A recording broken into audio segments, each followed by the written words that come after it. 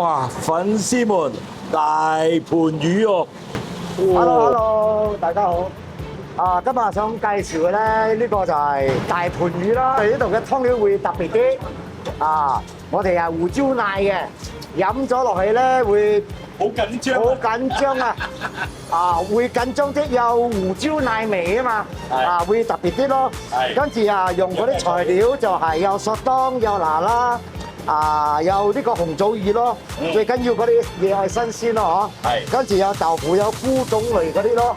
跟住我哋又用嗰啲多少藥材咯，葱頭仔咯，跟住葱頭仔放啲牛油落去陳香佢，至嚟煮個湯嘅。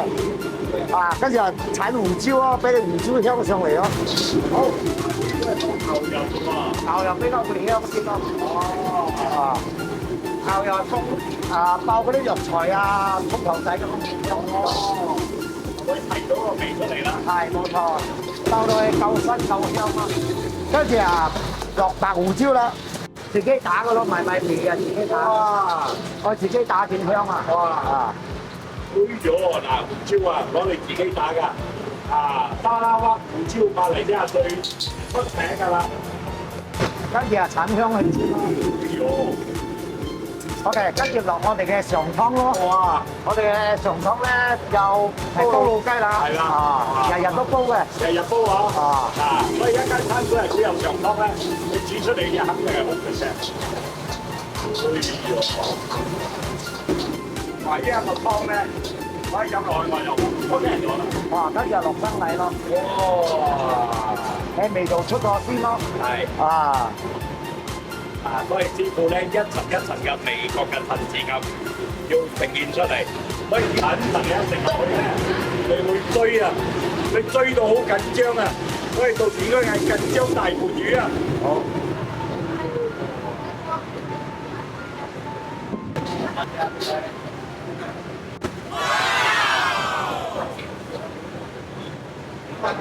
哇！粉絲們，呢一個咧嗌做緊張大盤魚啊！點樣嗌緊張咧？等人你越食越緊張。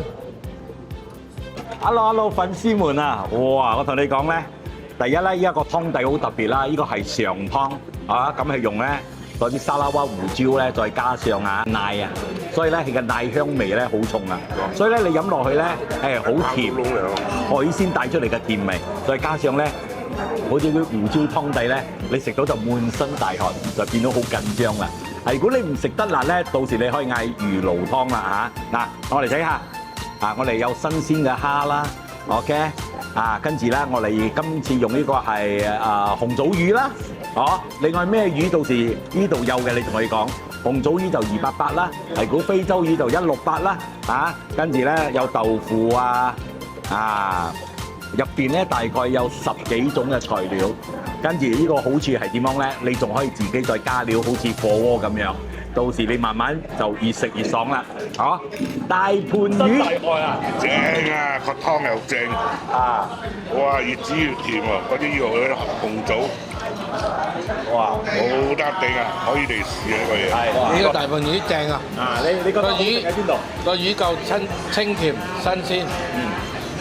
佢蝦，跟住佢個湯，跟住佢用嗰啲包菜同埋嗰啲海鮮整到好清甜。哇！如果你4個人，你淨係呢煲嘢已經夠飽喎。夠飽啦，跟住。